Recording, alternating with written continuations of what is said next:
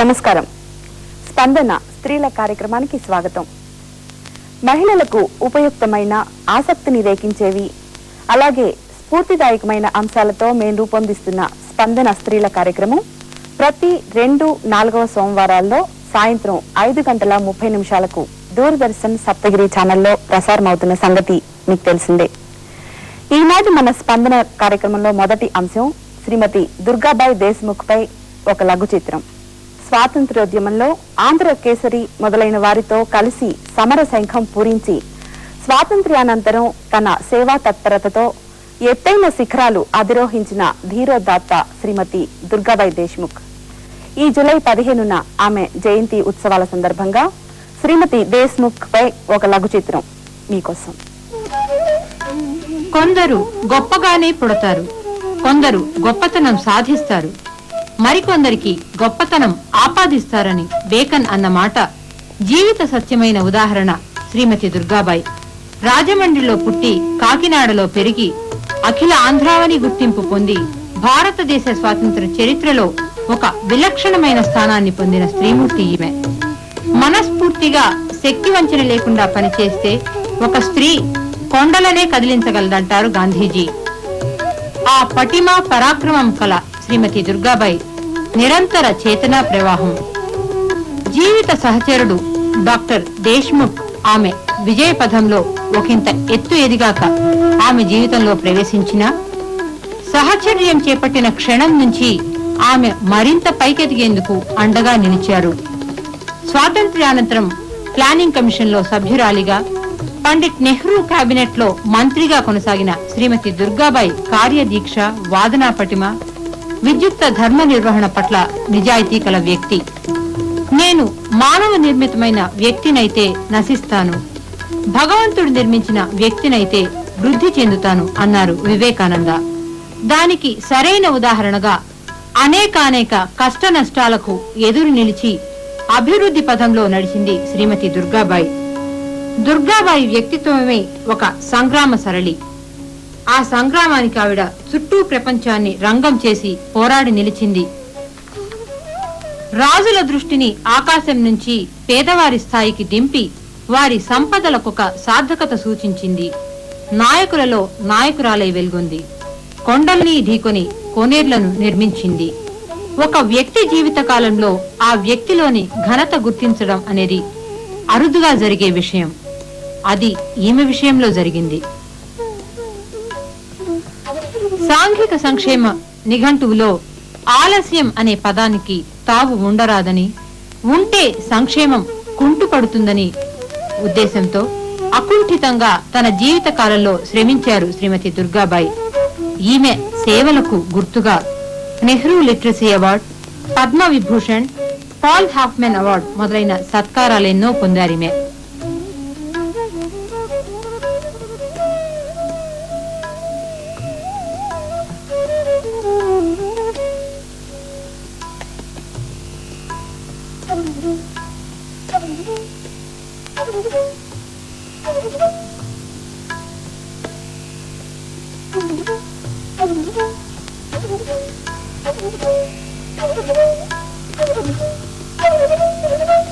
ఆమె సేవలకు గుర్తింపుగా భారత ప్రభుత్వం ఒక తపాలా బిళ్ళ విడుదల చేయడం ఆమె ఘనతను చాటుతుంది. వ్యక్తి మహోన్నత శిఖరాలకెదిగి ఒక సంస్థగా మారి కలకాలం నిలిచిన ఘటన ఆంధ్రుల చరిత్ర పుటలో ఇదే మొదటిది. నిరంతర చేతనా ప్రవాహమైన శ్రీమతి దుర్గాబాయి చేతనా శక్తి ఆమెను సాటి స్త్రీల గురించి ఆలోచించేలా చేసింది. ఆ ఆలోచన రూపమే ఆంధ్ర మహిళా సభ. నిరాశ్రయులకు, విద్యాభిలాషులకు, వికలాంగులకు ఒకటేమిటి, సాంఘికంగా అభివృద్ధి అవకాశాలు లేని వారందరికీ తల్లి లాంటిది ఆంధ్ర మహిళా సభ. స్త్రీలో చలనం వస్తే ఇంట్లో చలనం వస్తుంది, ఊళ్ళో చలనం వస్తుంది, చివరకు దేశమే ముందుకు కదులుతుంది అంటారు పండిట్ నెహ్రూ. అలా అనేక మంది స్త్రీలు దుర్గాబాయి గారి అడుగుదాడల్లో ఆంధ్ర మహిళా సభను ముందుకు నడిచేందుకు కృషి చేశారు. దుర్గాబాయిని గురించి చెప్పుకోవాల్సి వస్తే ఆంధ్ర మహిళా సభను గురించి చెప్పాలి. ఆంధ్ర మహిళా సభను గురించి చెప్పవలసి వస్తే ఆంధ్ర మహిళలను గురించి చెప్పాలి. ఇలా ఒక వ్యక్తి వ్యవస్థ అయి ఒక వ్యవస్థ ఒక ఆదర్శమై తరలింది.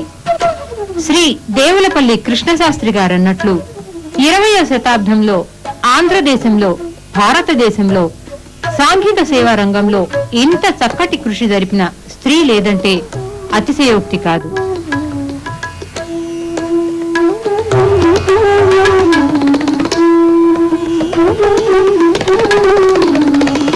శక్తి వంచన లేకుండా కృషి చేస్తున్నాడు. శక్తి స్వరూపిణిగా కీర్తించబడే స్త్రీ తప్పకుండా విజయం సాధిస్తుంది. 26 ఏళ్ల వయసులో అక్షరాలు దిద్దడం ప్రారంభించి నేడు కంప్యూటర్ పరిజ్ఞానంతో పాటు స్వయం ఉపాధిని కూడా సాధించిన విశిష్ట వనిత శ్రీమతి చంద్రకళ గారిని ఈరోజు పరిచయం చేసుకున్నాం. నమస్కారం చంద్రకళ గారు. ముందుగా మీ బాల్యం గురించి చెప్తారా? అంటే మీరు ఎక్కడ పుట్టారు? నల్గొండ జిల్లా ఎర్సానిగూడెం.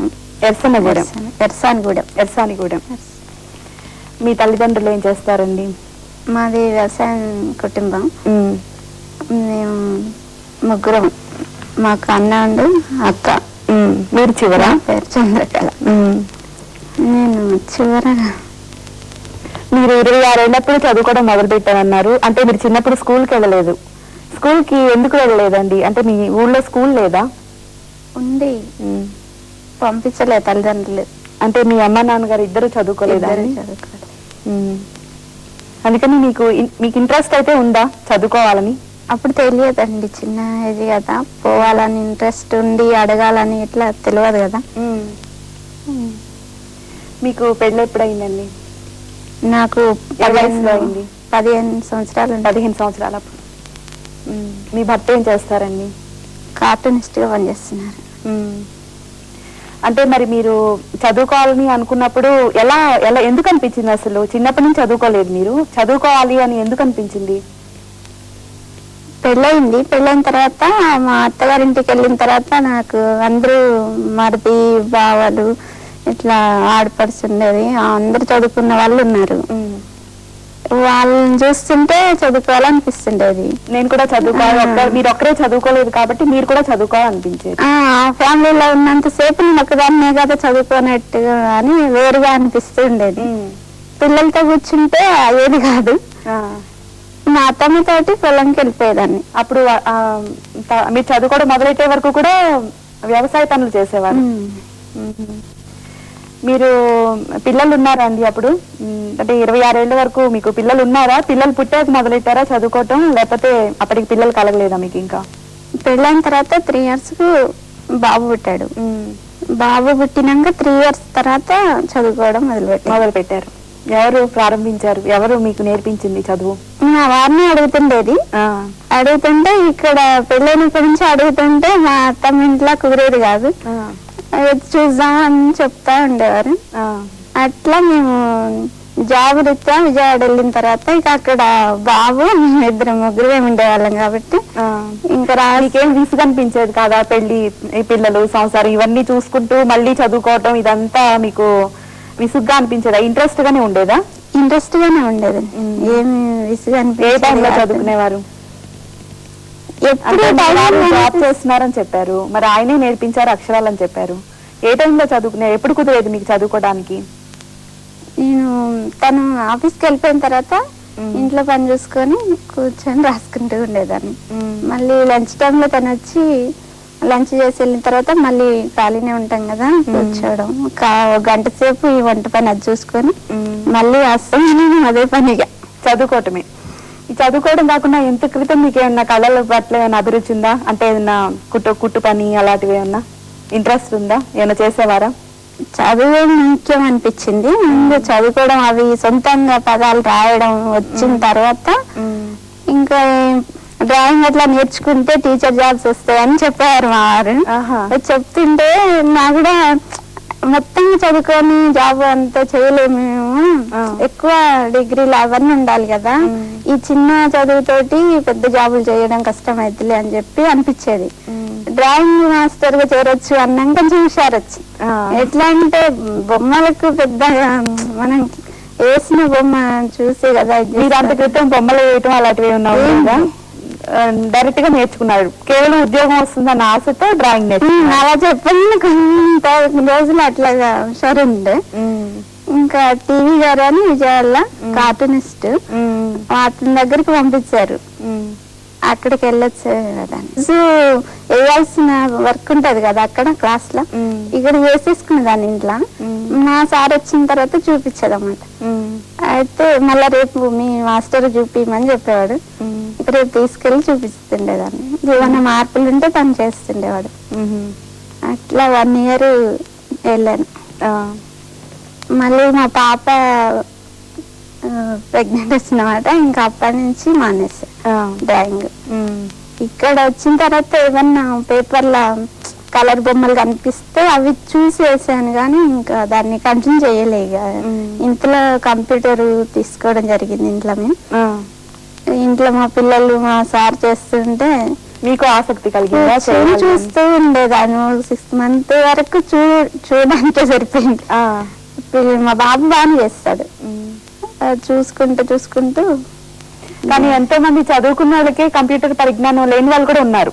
మీకు ఎందుకు కలిగింది కంప్యూటర్ నేర్చుకోవాలి నేను? ఇప్పుడు మీరు కంప్యూటర్ డిజైనింగ్, ఫోటోషాప్ ఇవన్నీ చేస్తున్నారు కదా, కంప్యూటర్ నేర్చుకోవాలి అన్న ఇంట్రెస్ట్ ఎందుకు కలిగింది? అసలు ఎలా నేర్చుకోగలను అనుకున్నారు మీరు? అంటే ఎంతో కొంత ఇంగ్లీష్ పదాలు రావాలి.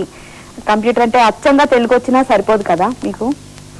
మరి ఎలా చేశారు దీన్ని? నేర్చుకున్నానండి. నేర్చుకోవాలని ఉండేది. ఇంకా ఇంట్లోనే కాబట్టి బయటకు వెళ్ళేది లేదు కాబట్టి 24 hours ఏదో పనిలో ఉండడం అనేది నాకు అలవాటుగా ఉంది. దాంతో సార్ చేస్తా అంటే చూడడం, అడగడం, ఇదేంటి అని అడుగుతుంటే తను డౌట్స్ అప్పుడప్పుడు చెప్తానే ఉండేస్తే మళ్ళీ ఇట్లా నేర్చుకుంటా అని మీరు వాడినట్టు కాకుండా ఇట్లా నేను అడుగుతుంటే చూసి ఆయన చెప్పారు. మీ పిల్లలు కూడా నేర్పించేవారా మీకు? మరి మీ పిల్లలు స్కూల్కి వెళ్తున్నారు అని అన్నారు. మా పిల్లలు పాప వెళ్తున్నారు. బాబుకు తెలుసు కాబట్టి బాబు కూడా చెప్తుండేవాడు. మీరు అక్షరాలు టైప్ చేయటం అవన్నీ కూడా మీరు నేర్చుకున్నారా? నేను నేర్చుకున్నాను. తెలుగు కీబోర్డ్ కూడా వచ్చా అండి మీకు? దేని మీద నేర్చుకున్నారు? అసలు టైప్ ఉండాలంట, నాకు టైప్ కూడా రాదు. సార్ నేర్పించింది. ఎన్ని రోజులు పట్టింది మీకు?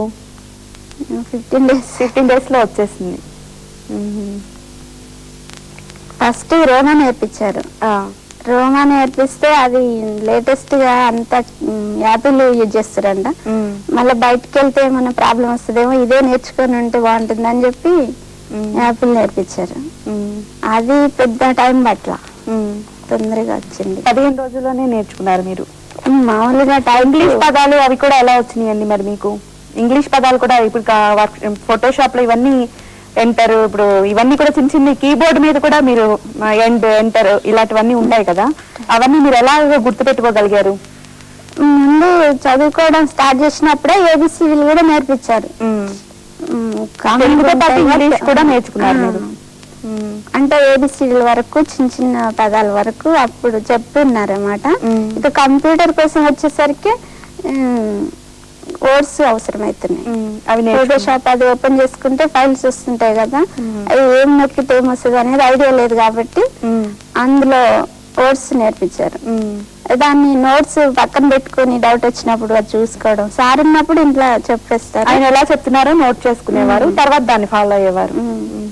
తను ఆఫీస్కి పోతే ఇంకా నోట్స్ చూసుకొని చేయడం, తెలియని అక్కడ టిక్ చేసి ఉంచి మళ్ళీ వచ్చినప్పుడు అడిగి తెలుసుకోవడం, అట్లా చేసి. మీరు ఇప్పుడు ఏం చేస్తున్నారు? ఇప్పుడు కంప్యూటర్ చేస్తున్నారు. కంప్యూటర్ లో అంటే మీకు ఏమేం చేస్తున్నారు కంప్యూటర్ లో? పేజ్ మేకప్ చేస్తున్నాను. సొంతంగానే నేర్చుకున్నారా మీరు? మీ వారు BTP కూడా చేస్తున్నా అన్నారు కదా మీరు, మరి అది కూడా మీకు ఎలా బయట ఇన్స్టిట్యూట్కి వెళ్ళి నేర్చుకున్నారా లేకపోతే ఇంట్లోనే మీరు? మా వారితో ఇంట్లోనే జరిగింది మొత్తం. బయట అంటే 1 month నాకు తెలిసినా ఉంటది అన్నమాట. ఆమెను అడిగి చూస్తే నేర్పిస్తాలే చూపిస్తాలే అన్నది. అంటే ఇట్లా నా గురించి చెప్పారు మా వారు, ఇట్లా ఇంట్రెస్ట్ ఉంది, తను ఇట్లా స్టడీ ఉంది, ఇట్లా నేను నేర్పించిన కొన్ని డౌట్స్ ఏవో కొంచెం ఇన్స్టిట్యూట్ పోలేకపోతుంది కాబట్టి మీరు ఏమైనా చెప్పగలిగితే చెప్పండి అని చెప్పి అమ్మకి చెప్పారన్నమాట. తను చెప్పింది, నేర్చుకున్నాను. 1 month అట్లా వెళ్ళాను. వెళ్తే కొన్ని విషయాలు అక్కడ తెలిసాయి. ఇంకా నాతో పాటు 2 వచ్చేవాళ్ళు. ఆమె ఇంకా మీరు బాగా నేర్చుకుంటారు వాళ్ళకంటే కూడా అని అట్లా కొంచెం encourage చేసేవారు. నాకు వేసారు అనిపిస్తుండేది. ఇప్పుడు ప్రస్తుతం మీరు తెస్తున్నారు అయితే పేజ్ మేకింగ్, డిటిపి ఆర్డర్స్ అవి వస్తున్నాయి, మీకు ఆ వర్క్ అంతా చేస్తున్నారు. ఇప్పుడు చంద్రగల్ గారు చేసిన కొన్ని పేజ్ మేకప్స్ చూద్దాం.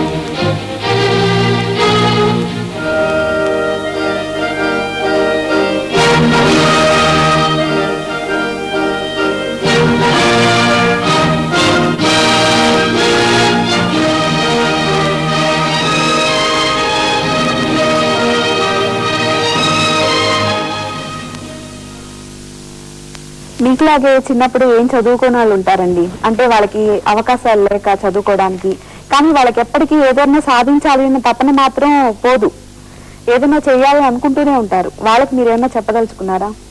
ఎవరికి వాళ్ళకు మనసులో ఉండాలండి, పట్టుదల అనేది ఉండాలి. దాంతోటే వస్తుంది. మనకి ఎంత పట్టుదల ఉంటే చెప్పేటోళ్ళకి కూడా అంత ఇంట్రెస్ట్ అనిపిస్తుంది. వాళ్ళకు కూడా ఇంట్రెస్ట్ గా అరే వీళ్ళకి చెప్తే ఉపయోగం ఉంటుందని గమనించి వాళ్ళు చెప్తుంటారు.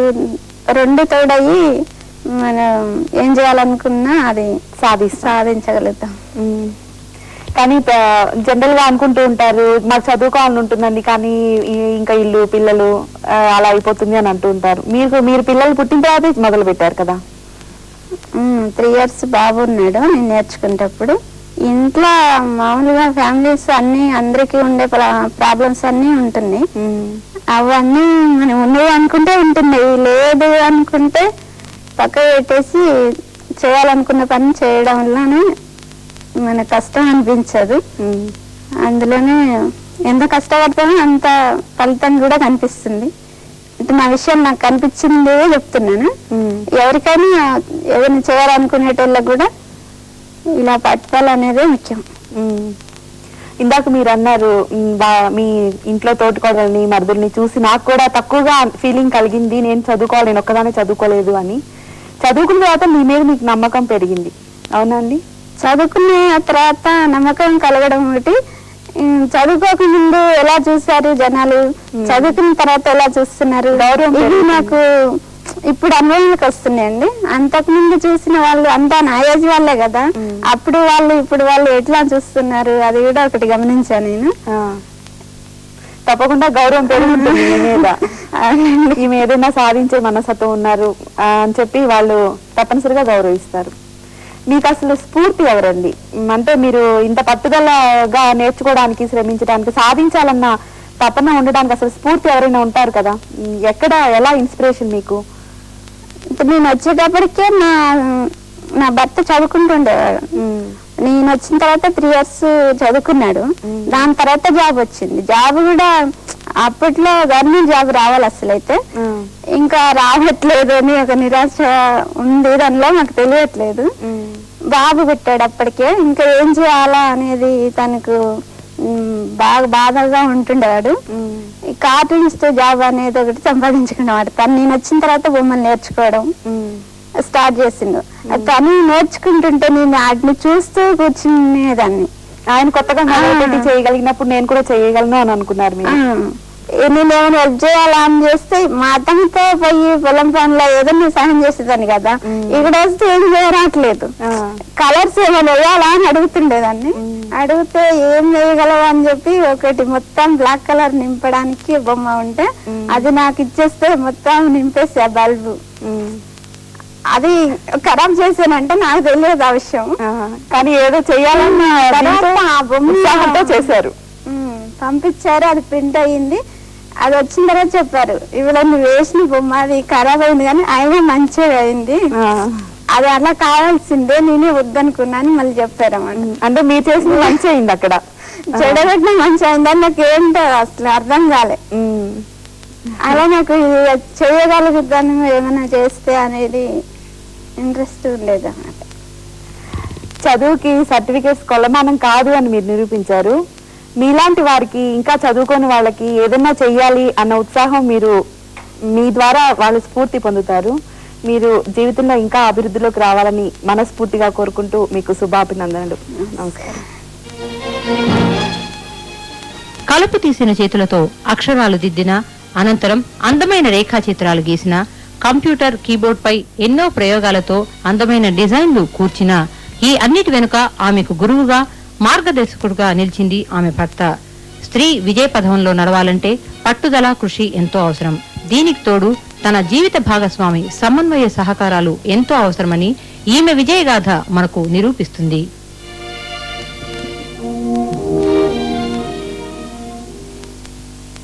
మన స్పందన కార్యక్రమంలో చివరి అంశం సౌందర్య లహరి. ఇందులో అందమైన శిరోజాల కోసం హెయిర్ డై. ఈ అంశం గురించి ఇప్పుడు తెలుసుకుందాం.